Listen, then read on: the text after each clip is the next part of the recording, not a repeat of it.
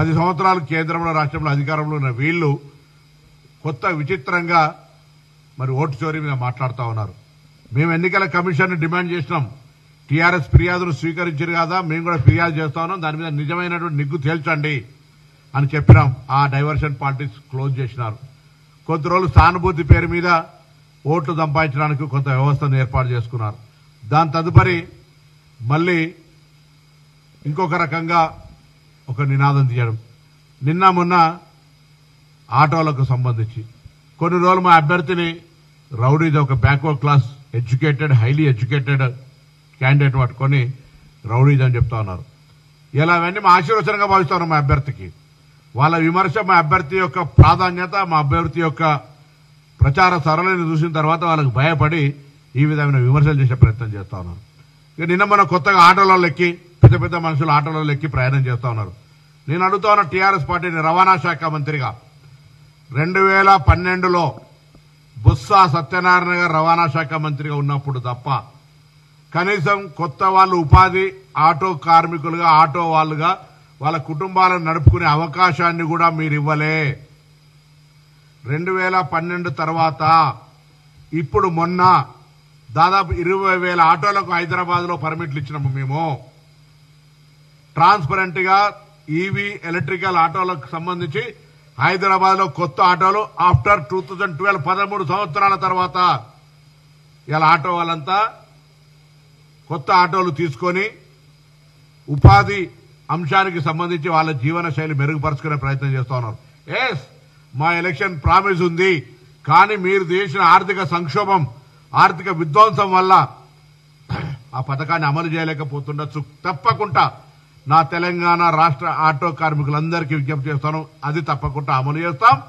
మీకు సంవత్సరానికి 12,000 రూపాయలు ఇచ్చే వాగ్దానం పట్ల మాకు చిత్తశుద్ధి ఉంది. ప్రభుత్వంలో ఆ చర్చ జరుగుతూ ఉంది. దాని వాతావరణం సానుకూలంగా ఆర్థికపరమైన కొత్త వెసులుబాటు రాగానే కార్యక్రమం చేస్తామనే మాట మనం చేస్తాను. కానీ మీరు అసలు ఉన్నది ఉంచుకున్నది లేనట్టుగా మొత్తంగా ఆటోలకు సంబంధించినటువంటి కొత్త లైసెన్స్ ఇయ్యక, పర్మిట్ ఇయ్యక, కొత్త ఉపాధి అవకాశం ఇవ్వకపోతే 2012లో బొత్స సత్యనారాయణ గారు ఇచ్చిన తర్వాత ఇయ్యాలటి వరకు మళ్ళీ ప్రభుత్వం మేము ఇవాళ ఇక్కడ నిరుద్యోగ యువత ఆటో ఉపాధి మీద ఆధారపడి బతికేటోళ్ళ కోసం కొత్త ఆటోలు ఇచ్చినాం. రండి చూపిస్తాం. అదే కొత్త ఆటోలతోటి ఎన్నడో నాడు మీ నాయకత్వం మీ కార్యాలయం ముందర ర్యాలీ తీసుకొచ్చి మేము కూడా ప్రవేశపెట్టి చూపెడతాం ఆటోలకు సంబంధించి ఏ విధంగా వ్యవహారం జరుగుతూ ఉందో. ఇలా హైదరాబాద్ సంబంధించిన మాట్లాడుతూ ఉన్నారు. Hyderabad brand image, core urban development కు సంబంధించి రాష్ట్ర వ్యాప్తంగా అన్ని రకాలుగా అభివృద్ధి జరగాలని గౌరవ ముఖ్యమంత్రి గారు మున్సిపల్ శాఖ మంత్రులుగా అనేక రకాల అభిప్రాయాలను తీసుకుని హైదరాబాద్ ఇన్నర్ రింగ్ రోడ్ గాని అన్ని రకాల అభివృద్ధి కార్యక్రమాలు కొనసాగిస్తా ఉన్నాం. జీహెచ్ఎంసీ కావచ్చు, మెట్రో వాటర్ వర్క్స్ కావచ్చు, హెచ్ఎండిఏ కావచ్చు, అన్ని రకాల అభివృద్ధి సమీక్షించుకుంటా ఉన్నాం. నేను అడుగుతా ఉన్నా, ఇలా టీఆర్ఎస్ పార్టీ నాయకత్వాన్ని పెరుగుతున్న హైదరాబాద్ అవసరాలకు అనుగుణంగా గతంలో మేము Krishna phase 1, phase 2, phase 3, Godavari, Manjira, దాని తర్వాత హిమాయత్ సాగర్ లాంటి నీళ్లను మేము తీసుకొచ్చినమే ప్రజలకు. మీరు ఎన్నడైనా ఒక చుక్క ఎమ్మెల్డీ వాటర్ తీసుకురావడానికి హైదరాబాద్ కు 10 సంవత్సరాలుగా మీ ప్రభుత్వం ఎన్నడైనా ప్రయత్నం చేసిందా అని అడుగుతా ఉన్నా. పెరుగుతున్న హైదరాబాద్ నీటి అవసరాలను తీర్చడానికి సంబంధించి గత ప్రభుత్వంగా మీరు 10 సంవత్సరాలుగా ఎన్నడైనా ఒక నీళ్ల చుక్క రేవడానికి మీరు ఎన్నడైనా ప్రణాళిక సిద్ధం చేసిరని అడుగుతా ఉన్నాం. ఇలా ఒక మాట ప్రయత్నం ఇంటర్నల్ గా హైదరాబాద్ బ్రాండ్ ఇమేజ్ తో పాటుగా ప్రజల సౌకర్యాలను కలిగియడానికి ఇక్కడ ఉండబడేటువంటి అన్ని రకాల వ్యవస్థల, రియల్ ఎస్టేట్ కావచ్చు, టూరిజం కావచ్చు, మెడికల్ అండ్ హెల్త్ కావచ్చు, ఎడ్యుకేషన్ కావచ్చు, ఇన్ఫ్రాస్ట్రక్చర్ కావచ్చు, ఇలా డెఫినెట్లీ హైదరాబాద్ సంబంధించిన విషయాల అన్ని రంగాల్లో మేము ప్లానింగ్ చేసుకుని పోతా ఉన్నాం. గతంలో చేపట్టినటువంటి అనేకమైనటువంటి పెద్ద పెద్ద భారీ పరిశ్రమలు కావచ్చు, ఔటర్ రింగ్ రోడ్లు కావచ్చు, ఎయిర్పోర్ట్లు కావచ్చు, లేదా గతంలో నిజాం కాలంలో నిర్మించినటువంటి ఆనాటి చారిత్రాత్మకాలు తప్ప ఆర్భాటాలకు కట్టేటువంటి సెక్రటరీ తప్ప ప్రజాభవన్లు ప్రజలకు సంబంధించి తప్ప మీరు ఏమి నిర్మాణాత్మకంగా పేదలకు ఉపయోగపడే పనిచేశారని అడుగుతా ఉన్నాం. అందుకే ఇలా ప్రజలు ఆలోచన చేయాల్సిన అవసరం ఉంది.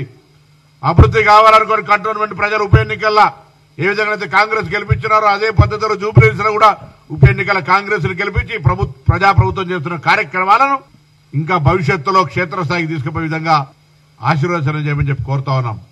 నిరంతరంగా ముఖ్యమంత్రి గారు, మంత్రులు, పార్టీ యావత్తుగా ప్రజల సంక్షేమం కొరకు పనిచేస్తుంది. గ్రామీణ ప్రాంతాల్లో రైతులకు, పేదలకు నెలకు సంవత్సరంలో 3,500 ఇండ్లు రైతులకు సంబంధించిన అన్ని రకాల సౌకర్యాలు, నిరుద్యోగ యువతకు సంబంధించిన ఉద్యోగాలు, వడ్డీ లేని రుణాలతో మహిళలకు సంబంధించిన అనేకమైనటువంటి సోలార్ ప్రాజెక్టులు, ఇందిరమ్మ క్యాంటీన్లు, ఆర్టీసీ బస్సులు, ఈ విధంగా అనేక రకాల కార్యక్రమాలు చేసుకుంటూ పోతా ఉన్నాం. ఈ సందర్భంలో బట్టగాల్చి మీద వారేసి డైవర్షన్ పాలిటిక్స్ కు పరిమితమైపోయి ఓటు చోరీ, సానుభూతి, ఆటోలు, రకరకాల క్యాండిడేట్ పైన విమర్శలు, బర్దాష్కి బాహర్ అనే ఒక బ్యాక్వర్డ్ క్లాస్ అభ్యర్థి మీద ఈ విధంగా ఆరోపణలు చేసేటువంటి ఒక ప్రయత్నం చేస్తా ఉన్నారు. అందుకే డెఫినెట్లీగా మా ప్రభుత్వం తరఫున ఇంకా హైదరాబాద్ సంబంధించినటువంటి అన్ని కార్యక్రమాల్లో ఎక్కడ కూడా ఇబ్బంది రాకుండా చేసేటువంటి బాధ్యత ఈ ప్రభుత్వంది. అటు సినిమా ఇండస్ట్రీకి బేస్ అయిన జూబ్లీ హిల్స్ కావచ్చు, లేదా హైదరాబాద్ సిటీ కావచ్చు, సినీ ఇండస్ట్రీకి సంబంధించి, ఫార్మాసిటికల్ సంబంధించి, ఆటోమొబైల్ రంగానికి సంబంధించి, ఐటీ రంగానికి సంబంధించి ఇంక్లూజివ్ గ్రోత్ అన్ని రకాల అంశాలను